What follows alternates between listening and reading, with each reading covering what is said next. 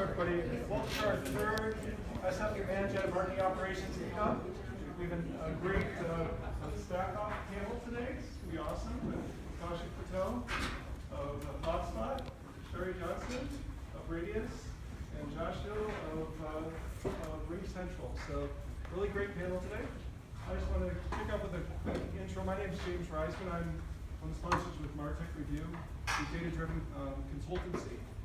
We also have Prezi as a sponsor here. Slides on Prezi.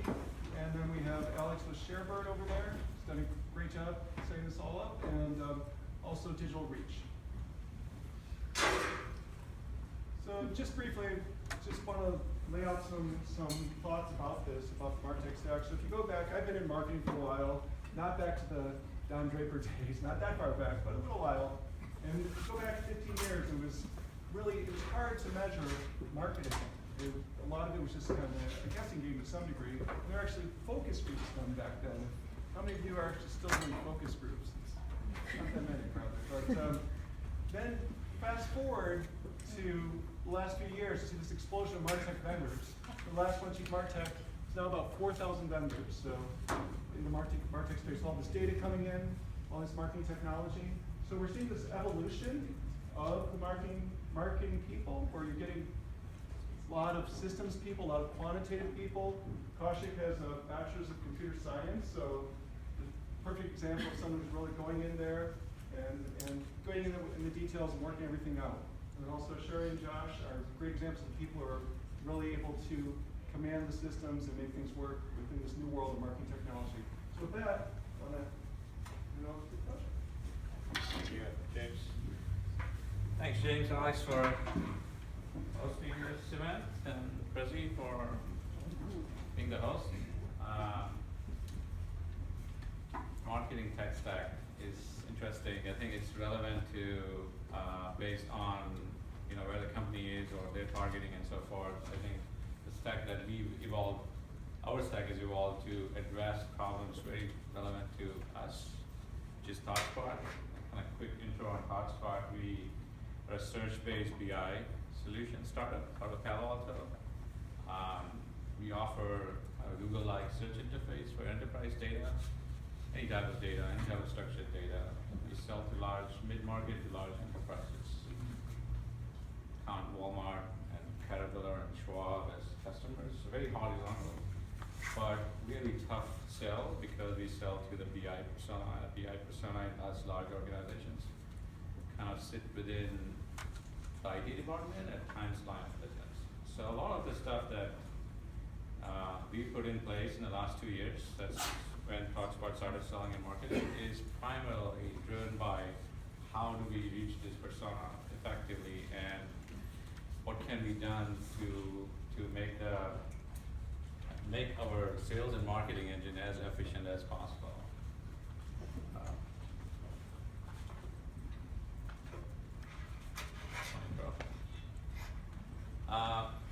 We started with a vision.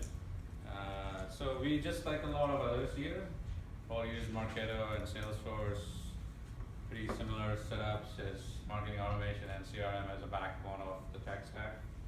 But we started out with a vision where we wanted to ensure, and I was fortunate enough to be in a situation where I run Dimension, and I had also fortunate to start at a company where there was nothing. So we came out with a vision of solving this typical problem that sales and marketing has, where from a demand gen perspective, sales is always asking for a lot more. And marketing saying we are doing everything and you're not closing. And we're trying to build this transparency. And my goal was, having burned a couple of times in the past, to get that transparency to a point that sales can understand. That we are doing as much as we are doing and delivering, and now it's their call rather than us blaming us for not doing our part. So we came out with a vision of every account rep, especially this is a B2B, we are a B2B company, give them a snapshot of who they're selling to in terms of companies in their territory, who within those companies are the right persona that they should be targeting, and how many of them are within our database and are being targeted by demand gen or inbound programs that we are running. If you give this was a dashboard that we came up with. If you give this dashboard to an account rep, it gives all the transparency in terms of what we are doing from marketing perspective. Because the most common problem that most of you might have come across from an ops side is, hey, your emails are not working, it's not reaching the right people, all your channels are not delivering the right type of leads, the leads are garbage, we cannot qualify them into SQLs and so forth. So this level of transparency is what drove us to where our stack is. We're not there 100%, but we are there pretty close.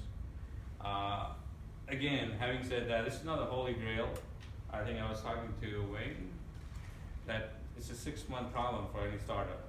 The problem that I'm facing right now is going to change 6 months down the road. If I'm here to present again, my problem is going to be entirely different in terms of what I'm trying to solve. But this was one step towards ensuring that sales and marketing is pretty well bonded in a startup environment. This view is also very helpful in terms of any organization which has inside sales or field sales. And we do have both. And ensuring that the inside sales, in terms of the outbounding effort, are hitting the right accounts and the right personas within those accounts. So I think we can claim for marketing ops, been done for so many years, that we send out 6 million emails. We run with industry stats of what's the percentage of open rate and click-through rate and so forth. But it all boils down to who we are hitting. And I think database management is key, and it's tough to keep up over time. 20% of your database churns over year over year. And to ensure that all the net news add to your system or add to your database is very critical. And that's what we spend a ton of time on part of our stack to ensure that everything that we buy in terms of technology, we have a way to get some utilization out of it. Buying and justification, especially in startups, is very easy. I can make a case to my manager or my boss and say, well, I need this is going to give us. But making the most out of it is where there is a struggle, and we struggle. Every 2 weeks, I look at one piece of technology and I look up saying, what else can I do? Somebody's from Lean Data today, and I had a call with Lean Data today, and I found out that they've just introduced a new way of doing their attribution or weighted attribution. I wouldn't know about it because I would get 40 emails from vendors saying, this is a new release, check it out, and you never have the time. Because you saw the use case at the onset of launching the technology, there's just not enough time to go back and say, what else has improved? And every company, just like us, most of you work for vendor or product companies, products evolve over time. And how does your tech stack can benefit from that could be very different as their individual products evolve. So making the most is very tricky. This is an eyesore, but this is our stack. A few things that I wish to highlight here is from a CRM or marketing automation perspective, it's very similar. You'll see them in a lot of cases. We've added a few things. One of the things that I talked about earlier, which is around personas and having the right coverage. We do spend a lot of time doing contact coverage, especially for us, as I mentioned, BI. Making sure that the right relevant contacts in the company or prospect company that we are trying to hit, we have that, and we spend a ton of time on that. So that's powered by ZenIQ, which is a product that we use, which allows us to identify based on persona and seniority, who we are missing in our database and who we should buy from either a database provider or a list provider. That's a very important element of our strategy. I can go and claim to sales that we have 80% coverage of BI titles across mid-market, 100 million to 500 million companies. And we constantly spend time on a quarterly basis to replenish this and to make sure that those that are no longer there, we either purge them and we get net news. We have a few more minutes. What else is interesting in this chart? We tried predictive. Didn't work for us. Just our use case. It was just too short a history. We were very Fortune 100, Fortune 500 centric when we launched the company, and then over time we realized that our product has a significant appeal to even mid-market. We don't have a ton of history, and we found out that being a very fairly horizontal product, we can go out in any company that has data. We can make a case of buying or purchasing ThoughtSpot. So predictive didn't help us a lot. So we tried with Everstream and kind of not really using them as a part of the funnel pipeline. A big part of our stack is lean data. From day one, we started lead to account mapping. All our leads, we don't have round robin. All our leads go directly to the SDRs, and so our inside sales and field reps work in tandem, and all our inbound leads directly gets routed based on HQ. That's big for us. So our field reps are not local. Everybody out, and field reps are out of the Palo Alto office, and the SDR and the inside sales function is all local. We also done, we've also tried to overcome one of the problems with Salesforce data model, where you have a lot of capabilities to do lead assignment and so forth, but you don't have a ton of capabilities to do account assignments. And we've done a lot of customization in our tech stack to ensure that accounts, whether it is named accounts or geo-based accounts, are very easy to assign and read out based on territory changes and or sales expansion. And that's a customization that we've built on top of Salesforce, and we propagate every assignment rules from that custom object to leads, contacts, and accounts. So if a rep joins in, within 24 hours, we will reassign everything with a few clicks. And some of those will be graceful assignments over time if there are opportunities and things that are in works. That's another highlight. I think that kind of covers most of the top key elements. I can spend a lot of time going through each one of them, but I can take some questions. Yeah. I have a question. Why or how do you use the different data enrichment systems like data.com and Clearbit? Why do you have those in addition to Demandbase?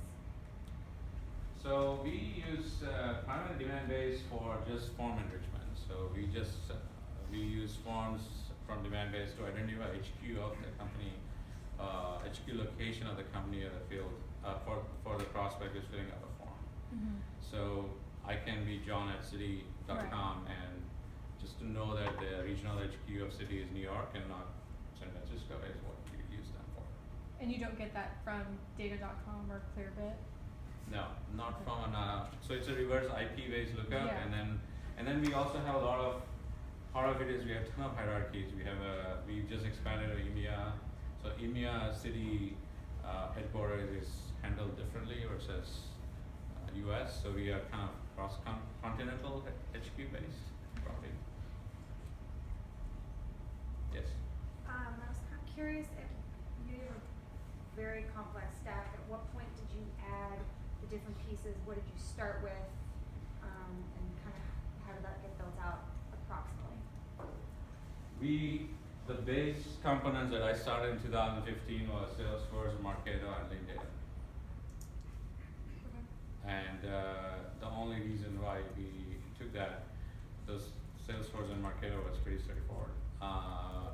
Lean Data was, we wanted to go account-based routing from day one. And I spent, before I joined ThoughtSpot, I spent 4 years at Blue Jeans growing their tech stack from scratch, and that was a learning from that part of my life to ThoughtSpot. And at what point, in the company was it? So you said 2015 was when you got your first couple pieces. Where in your company's lifespan was that? Was that right at the beginning? Yes. Or, okay. We came out of stealth mode in 2014, Okay. November, and 2015 is when we started this sales marketing effort. Yes. Sure. I see you have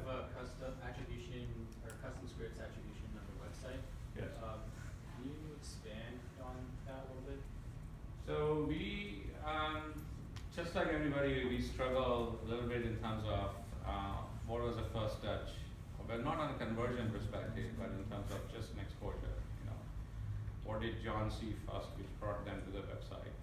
And what we do is we basically drop a cookie and work with GA in tandem to see what your first touch was. So you do that with GA? Yeah, and then over time, if you convert, or you may not convert at that very point. We have a 90-day attribution window. In 90 days, if you convert, then we'll get the first touch and the last touch. The last touch could be you just remembered going back to ThoughtSpot, and we may not have any attribution, but at that point we'll know that you clicked an ad or you clicked a blog article or something like that. But maybe the last touch could be also driven by an advertisement or some other demand channel, so we will know what it is. And I think most of the companies will focus on conversion data or capturing the attribution and conversion. We're trying to see what was the first exploit. Thanks. Yes. If you were to pick your top 2 or 3 sort of sources for your test leads, what would you say they are? That's a good one. It's an eye opener every time we do an analysis, and we have Lenny here who's part of the demand gen team, and we are an analytics company. So first of all, we have a problem. We look at everything in a very granular way. Nobody buys our story, which is a little bit of gray in it. Everything has to be black and white. LinkedIn works great for us because we do a lot of hyper targeting. Goes back to the persona. That persona is very small. You know, in Walmart with 50,000 employees. The BI organization is 300 people, and try to go through that org chart to find those 300 people is very difficult. So LinkedIn works good for us. We've seen other success in paid search. We do Facebook, we do content syndication, we do Twitter. But I think from a hyper targeting perspective, LinkedIn works the best. I think all others, we don't know how it's going to the Don Draper or Leah Chap's come out. We don't know which part of our spend is working and what is not working. Yes? What percentage of your variable marketing spend are you spending on your tech stack? Good question. Don't have much history about it. Right now it is 6% of our spend, which is kind of higher. But if our fiscal started Feb 1st, if I look at this year, it will not be as big a percentage because our top level media spend will increase significantly based on its growth and expansion. Yeah. Let's cut the questions. Okay. Sure. We can ask more questions later, Kaushik. Great. Sure. Great.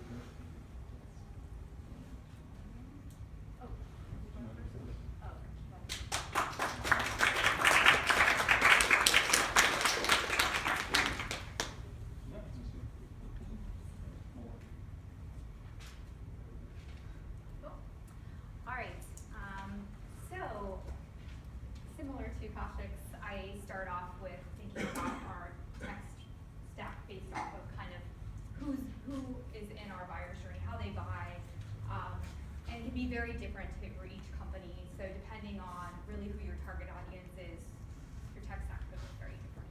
So right now, I work at Radius. We have a B2B data and intelligence platform that sells into companies, mostly larger enterprise companies with a long sales cycle and a large deal size.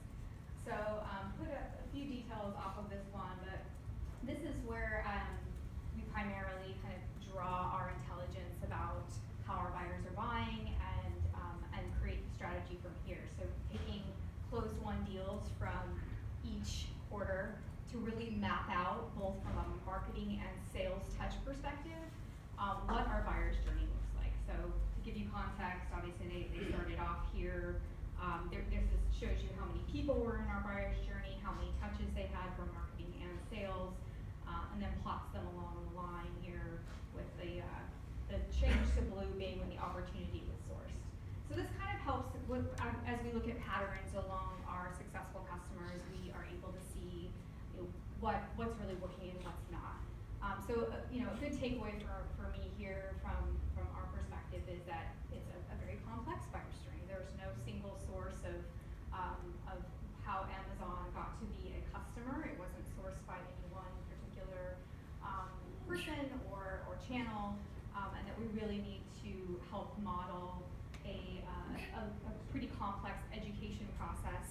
to get buyers across the board. So then, kind of looking at the strategy, I'm very focused on how can my marketing tech stack either help me improve a key KPI that I'm going after, or how can it help me scale? And so these are the two kind of main factors that go into what we are investing in from a radius perspective. Since we have such high deal sizes, we're a big ABM house, so we have a tier A and tier B account that is selected using a very similar approach. Like what were our successful customers? Using predictive, we were able to model what accounts should I go after next based off of what the successful customers were that we've already had. So we sort of start with that. That is what I like to say is kind of ABMifying the rest of the tech stack from there. We use Salesforce out of the box to help tag A and B accounts, which really helps create efficiency across the rest of the tech stack of understanding how are we engaging with those key accounts, being able to measure, create dashboards off of those key accounts, being able to use lean data to do account routing for those A and B accounts so that they don't get lost in the shuffle. So a lot of my tech stack here at Radius, because we are a big ABM house, are ABM focused. So we, from the attraction standpoint, we use demand-based. We use our own product to do audience targeting into LinkedIn, Twitter, Google, Facebook, and then we, have the core tech stack that's supposed to be very common of Salesforce and MarTech to really help drive the engine and at the global level. The other piece that I think is a hot topic, and I know I talked to a few of you before the event about is on the attribution side. It feels like this is like the fourth tech stack I've put in. I still haven't conquered the attribution thing, so don't have all your answers for you, but we currently use Visible, and I think it depends in my mind. Going back to the idea of sales and marketing alignment, it's really around for me the success is less around what the model is, what technology you use, but have you aligned with sales? Have you decided what you guys look at success? What success looks like to both marketing and sales? Do you have a single source of truth for how you tell that story, and then consistently running your systems to be able to deliver and have targets and results across marketing and sales? So we use Visible and use a W-shaped model currently to help align what was sourced between partners, sales, and marketing, and have quarterly targets for each of the teams that are based off of that model. So that's been a key one for us this last year.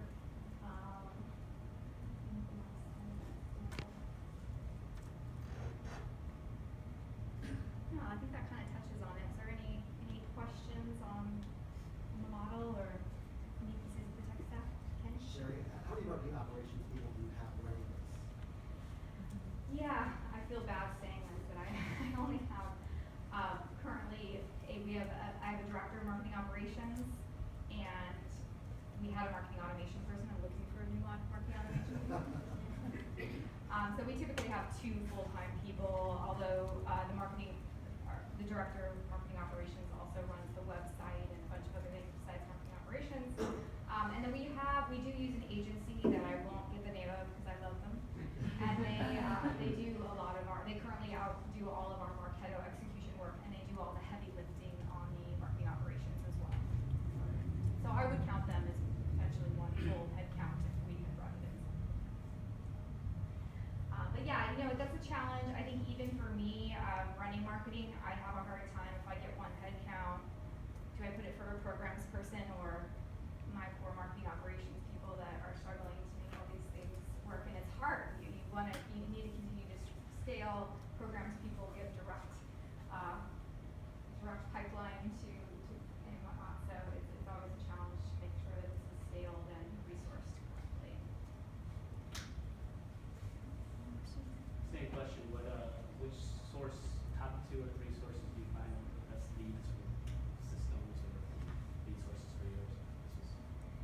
Yeah, you know, I thought you mentioned that. I think I look at our data all the time to see, you know, what, to me, there's no silver bullet in my case because there are long, complex buyer's journeys with multiple people, and so it's not an easy answer. We have, in our sales cycle, there's the CSO, because security is a concern, we directly plug into your Salesforce. There's typically the marketing ops person, there's my role, head of marketing or head of demand gen. And so those channels can be very different for those people. So it's hard to tell exactly what's, or not hard to tell, but hard to say one specific channel. I will say for me right now, we're in a stage where predictive is a space or predictive like technologies like Radius need a lot of education and awareness around use cases and stories, and people are still getting their head around how do I use it effectively, does it work for me?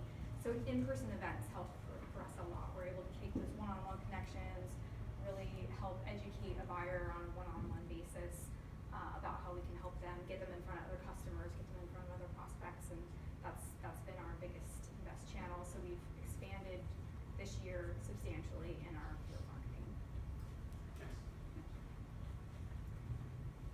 Yep.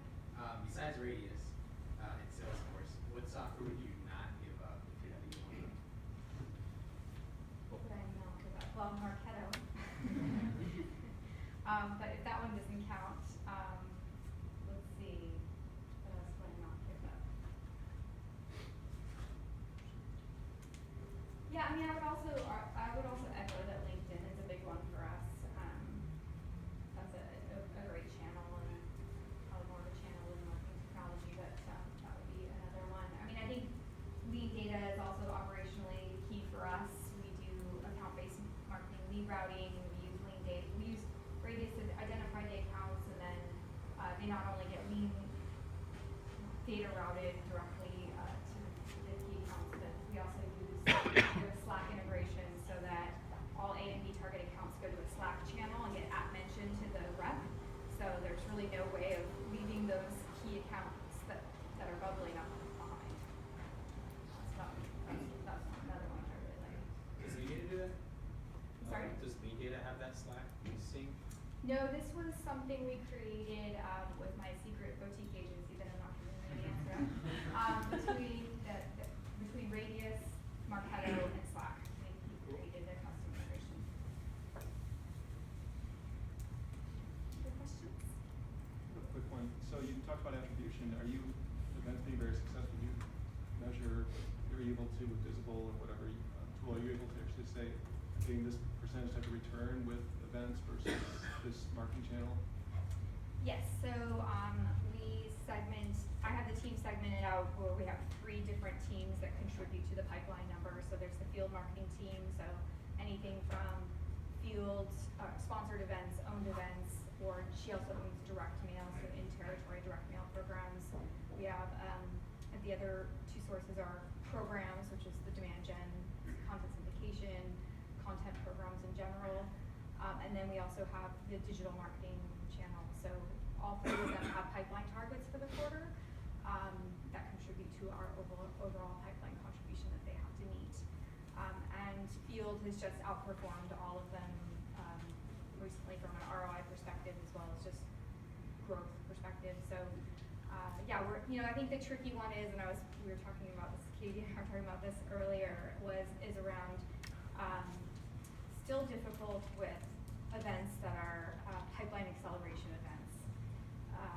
We spend a lot of money on in-pipe deal, high-touch dinners and things like that, and it's harder to show the return on that.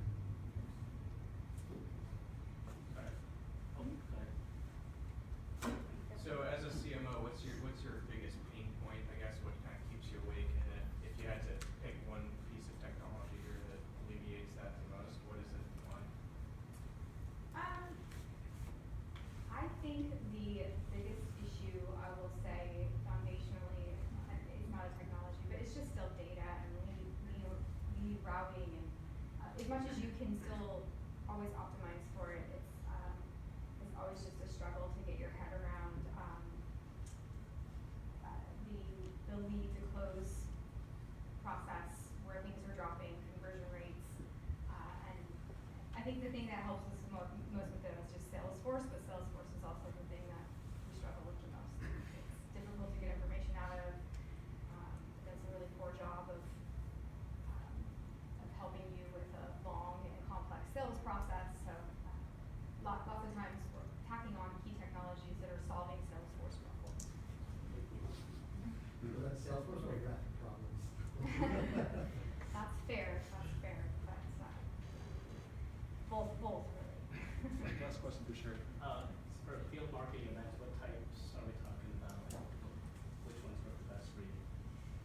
so this has been a similar philosophy for a while, and Kristen worked with me at Demandbase, so we have a similar philosophy. But so for sponsored events, we do kind of a go big or go home philosophy. So you don't want to show up small as a small potato, so we don't typically do like a small little kiosk, but we'll do a couple of tier key events where we show up big and have a big presence and really help engage in those enterprise accounts. And then, so those have performed really well. So we have a big presence at Dreamforce, big presence at Serious Decisions. And the other field programs that have both worked well is the owned events. So we'll do things like, we just or a couple of days ago sponsored the Chicago, it's a hockey game, I don't remember the Chicago hockey team. Clearly not a hockey fan, Warriors fan. And so that went really well, sold out, really successful ROI on those types of events. And then lastly, direct mail, making a comeback with everybody, I think, but has been really successful for us, doing some really interesting projects. And that's one I actually didn't mention. Direct mail has done so well for us. The last two companies I've been at, I've scaled direct mail using PFL. And PFL, you can integrate in with your Salesforce. It's like, you know it, so it helps you kind of really scale those direct mail programs. And typically I started out with pilots where the poor marketing team's like boxing up things and printing out labels and whatnot, and then as they work and we can prove ROI, we move to PFL to help scale that and Cool, thank you.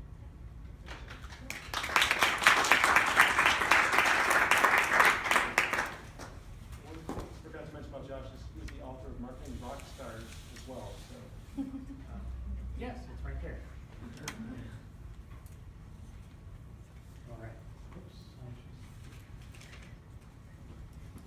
There we go.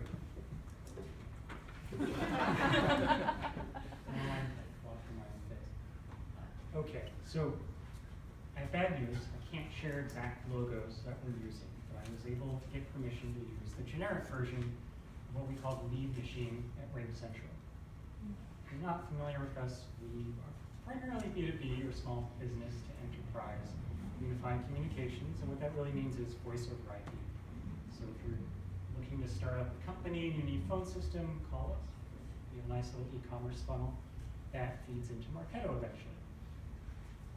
And one of the reasons we call this a lead machine, and I'll talk a little bit more about my philosophy versus what has happened, is I didn't build this. I run kind of this area over here. So if you need email at RingCentral sent out, you call my team. If you need to run an event and put the leads in and get attribution, my team is involved. If you need data analysis, if you need reporting, that's not my team. So if you have questions about that, I can give you kind of vague answers. But it's just a large machine. We have something like 30, 40 people running all of this. So it's large, millions of records. And you'll notice a couple of things that I did show, but it's not a secret. Marketo and Salesforce do still form the core of our lead machine. And everything that we do is around Marketo and Salesforce. And of course, you can see all of our channels. And we're really just trying to collect people together, put them into our funnel, and add and enrich, get them to the right salespeople, and get the salespeople calling out to interested parties.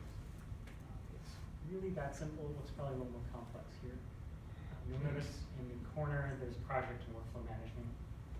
We have a number of tools to try to manage the workflow in the production process. I have almost 12 people running this production, getting leads into the system, processing them, getting campaigns, getting emails up and ready to go. So now, if you're asking about account-based marketing, we're also migrating in that direction, but we haven't fully done that. As we go up market, it's definitely an issue. We've done a lot of data work on the back end to make that happen, and the sales team's kind of there. We are also using PFL. Actually just ran a campaign today, only our second. And I'm very curious as well about the attribution, how well it's doing. But I don't have numbers yet, so I can actually share that with you. That's the short version of the MarTech stack at RingCentral. It's Any other questions about that? I'll take a couple and then I'll talk a little bit more about kind of how I would approach it if I were migrating it. Yes. In your transition to ABM and being more account focused in your Yeah. campaigns, can you talk about what are the technologies you are evaluating? Well, I was telling a couple people here, we did talk to Engagio at one point.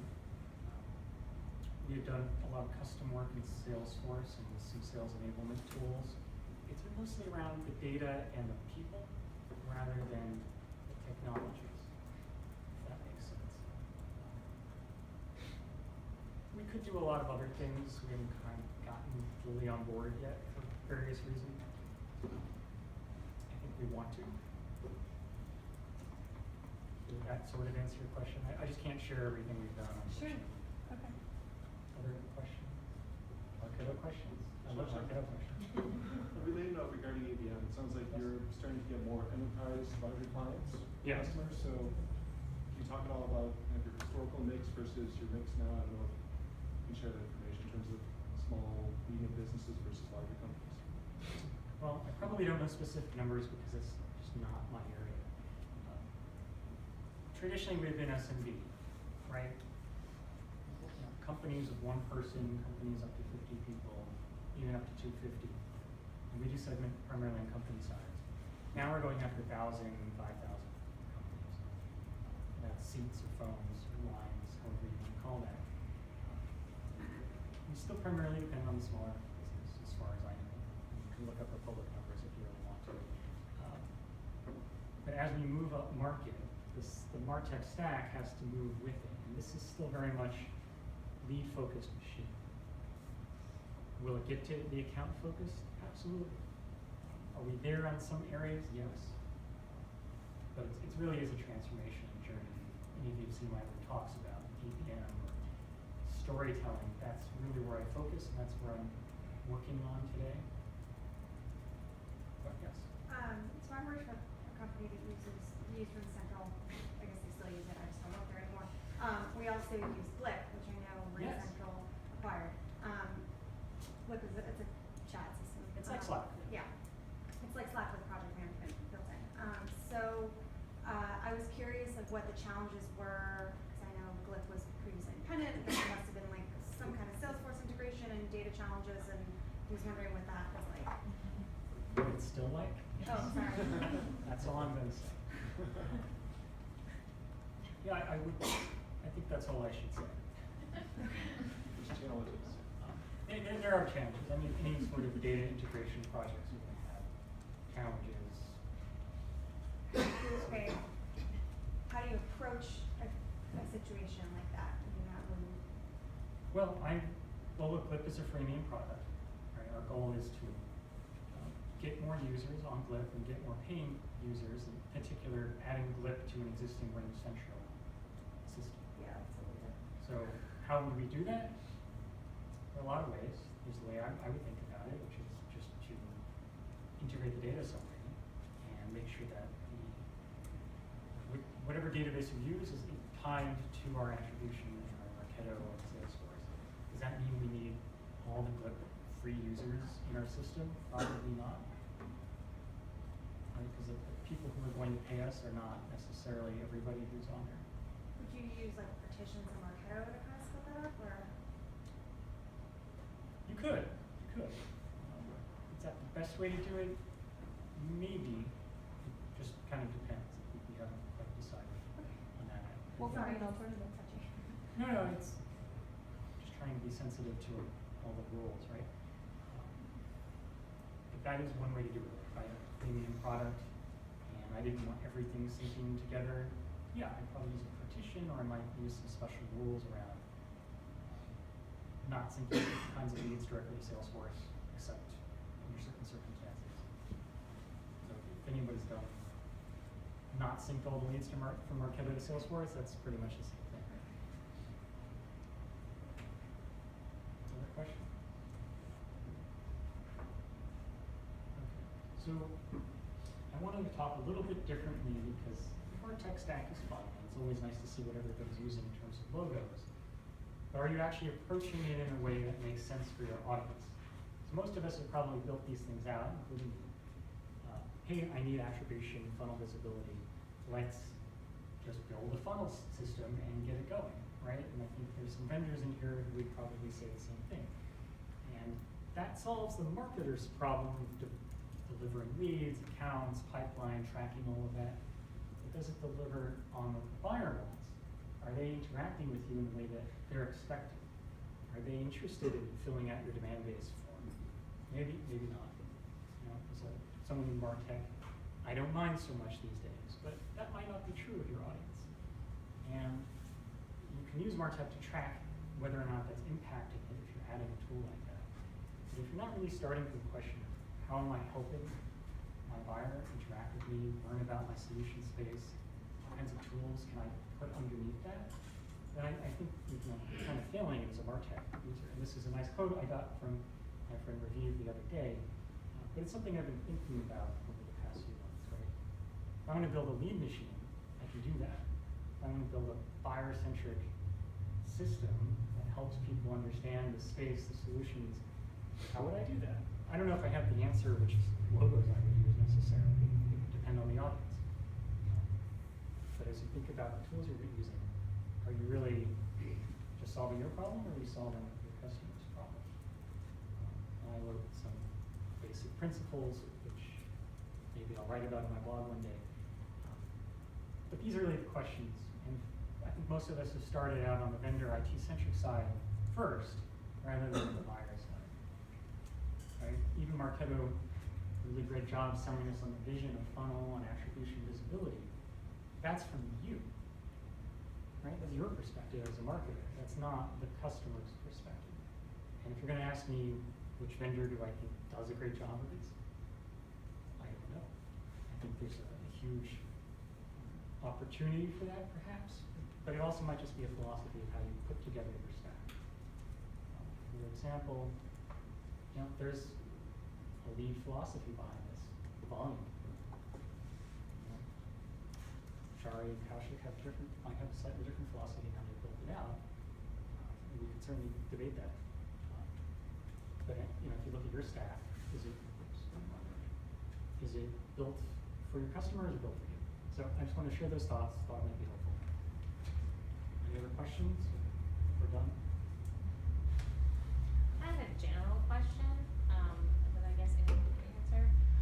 Outside of just general lead generation, we also focus a lot on like lead nurturing or helping the sales funnel. Is there any tools that you guys leverage that help kind of maybe shrink the sales cycle time or kind of help with that interaction with prospects? Always open to new tools there.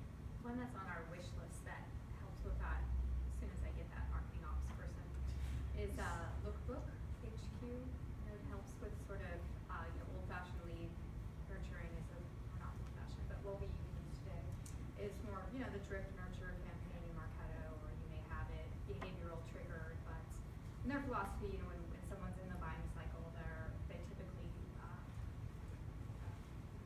consume a lot of content at one time, and that's the model, as opposed to necessarily just drifting from a piece of lead or whatnot that you may be having, maybe doing now. So we kind of have an interesting philosophy that's more focused on the customer's perspective than the way we think about it. To answer your question, I want to comment on Josh's note about the tech stack. I completely agree. Building out a nice tech stack is fun if you have the budget and time. Making use of it is a big question mark. As I mentioned earlier, I work at Blue Jeans. Just so you're not known, Blue Jeans does video conferencing, and we had not necessarily a freemium product, but we had a free trial that you could use, and we didn't not many constraints. So you can sign up and you get full access to the product for 14 days, and you can sign up again with a +1, and you can get another 14 days. And people, we have Facebook and LinkedIn, a lot of big enterprises use us. But there was inherent value to the product. The same with Radius, right? There's inherent value of a predictive setup where I will book revenue at some point. We are a very small team, have a completely entirely different problem. BI projects in large companies are insanely complicated. Nobody wants to wake up in the next morning saying, I'm looking for a new BI product. They never go out, they never search for it. Those who are searching for it are students, academics, trying to learn something about it. Each project is a multi-year project. It needs buy-in from God knows how many entities. We celebrate when even a product goes live, a project goes live. That's how it is. So the persona or the buying cycle has to be completely push and nudge based. We cannot expect any of our lead flow to come in just from the sense that we are doing something cool. We are solving a big problem as a product. We are very, very innovative. We have no other comparison out there with that of what we offer. That doesn't appeal. They still know that if Schwab knows that I have to put in 18, have to integrate with 18 data sources where CSOs get involved and so on, that product's gonna take a year and a half before it hits somebody's desktop. So the tech stack, as I said earlier, yes, you have it. It's based on what you're selling, what you're marketing, what makes it, whether that brings value to you. Otherwise, it's a waste of time and effort, and you'll never be able to prove. And it always gets justified what percentage of your marketing spend it is. As far as it's a small percentage, everybody's okay signing off on new technology, but it never helps. Going back to your nurtured question, same thing. We deal with a persona which is 100% analytical. Doesn't care about design. His left brain, right brain, whichever one is only working. The other one is completely blind. You give him an orange and a branded email, he wouldn't know what is branded, what's unbranded. That's a persona we work with. They want to cut, chase, and just get to the point. What do you have to give it to me? Why does it matter? So we are seeing what I've seen in 4 years, a completely different story. In Blue Jeans, I could promote, pitch, over time, nurture, convert them, take a look at it. When the next buying cycle comes in, they take us a look at us, they churn from us sometimes, and so on. At this outfit, it's completely different. So I think it depends on what you're promoting and what your product is. All your decisions will be based on it. So one question is, who defines that total available market for that type of people? Like there are 40 million people like that in the world, and this is how big our TAM is. Or is it a reach model? Is it a relevance model? My real question is, can predictive help you figure that out and identify different segments of the market that are more predisposed or verticals that are predisposed to that persona that you're looking for? So one of the typical TAM exercises is you just go and look for some research outfit says, Gartner says it's a $70 billion market. So part of it, only 30% is product, by the way, 70% is services. You can buy a product, but unless you are going to invest 2.5x in services, the product's never going to work. That's the domain we work with. So that's one way to identify TAM. The other crude way of identifying TAM is going back to LinkedIn. Give me all the titles which are analytics, BI in it, and with some negative phrases around web analytics and stuff like that. That tells me who my audience is. There's no other way to find out. And that persona is not very title centric. So CMO is a very good title. It's very clean, very open. You know that person is responsible for marketing. But in case of BI, we have risk compliance, and it depends on the type of industry. Your analytics title doesn't necessarily have analytics in it. Right? So we struggle, and that's why persona or coverage on account basis is a big exercise for us. We go in and say, well, it's Royal Bank of Canada. Royal Bank of Canada has a completely different set of titles which cover BI. So we struggle with it. So we've not found the right way of doing it, but we work closely in identifying each function and then say which part of that function deals with analytics and what are the typical titles, and then we try to identify who we should be targeting. Yeah, I'll answer obviously from a predictive vendors point of view. We do TAM analysis for a lot of our vendors, or for a lot of our customers, just because we were able to have all the US businesses that are available, you're able to kind of slice and dice and see what addressable market you have from an account perspective that way. Question over there. The question for me is who is the business owner of the marketing tech systems and platforms, and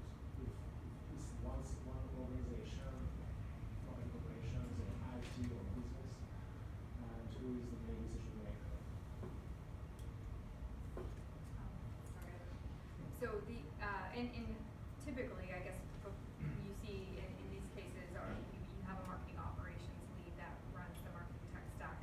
I've had different organizations where there is a business ops, or what we're calling, some people call, or more progressive terms, like a revenue ops, where they own sales and marketing technology stack together.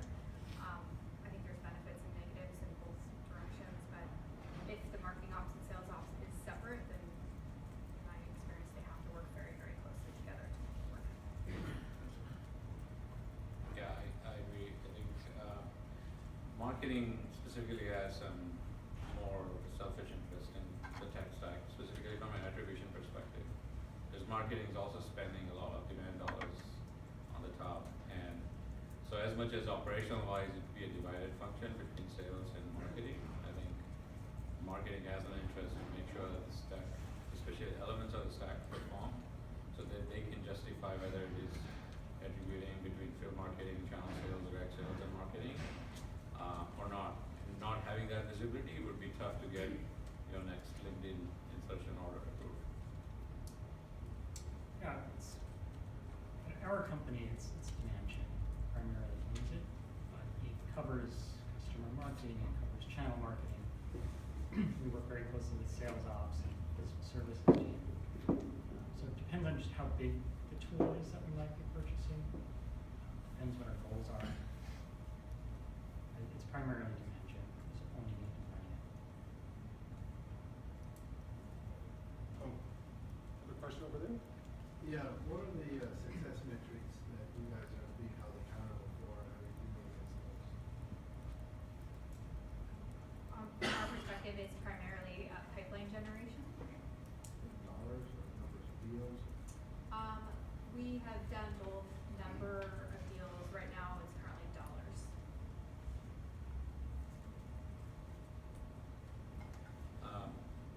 Yeah, same. Can I? All right. Sorry. So we, my last slide was around. So we get measured based on, from a demand gen perspective, we get measured based on everything that we contribute to the pipeline, whether different stages of the pipeline and so forth. One of the reasons we also are a little more of an overbuild stack is we use our own product, and we get all the metrics, which is a big challenge, into the product so that every function within the organization can look for this data. That itself adds a little bit of complexity because we have to make sure that everything gets captured and it's correctly captured so that every metric that everybody can look for. It's like not having the unknown, right? If your CEO can go in and says number of MQLs last week from LinkedIn, that means I need to report the last number of MQLs. I don't have the luxury of pulling an Excel sheet, correcting it attribution-wise, and then sending it to him. So that has added a level of complexity. So accountability not from a dollar perspective, but just from a technology implementation perspective for us is everything that we are doing has to be at some point be accessible through our product. So if it doesn't work, that means Kaushik is spending this much money on this. What am I getting out of it? So whether it's attribution, whether it is just tracking campaigns or just tracking disqualification reasons by channel, whatever the case may be, anything that will eventually show up. Last question. Okay, I'll make a follow-up on that. What portion of your revenue would you say you guys significantly contribute to? And I'm wondering from your perspective and maybe from sales or the CEO's perspective, with all the staff, what portion of the closed business do you think you have a really significant impact on? Yeah, I would, the two ways that we look at that are one, sourcing pipeline. So from a sourcing pipeline perspective, we currently do around 30 to 40% of sourcing deals. From a pipeline influence perspective, so that means did we have some influence in some part of the buyer's journey, we're at like 90%.